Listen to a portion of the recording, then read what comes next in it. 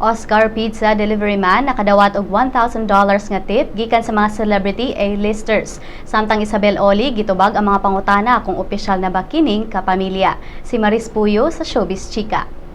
Mura na sabog nakakuha og Oscars Best Tip Award si Edgar Marty Roshan, ang delivery man nga naghatod og pizza alang sa mga celebrities ni adtong Oscars Awards night. Nakadawat si Edgar og $1,000 nga tip gikan sa mga celebrity A-listers sama ni Brad Pitt ug Julia Roberts kinsa mismo ni kaon sa pizza nga gipa-deliver ni Ellen DeGeneres.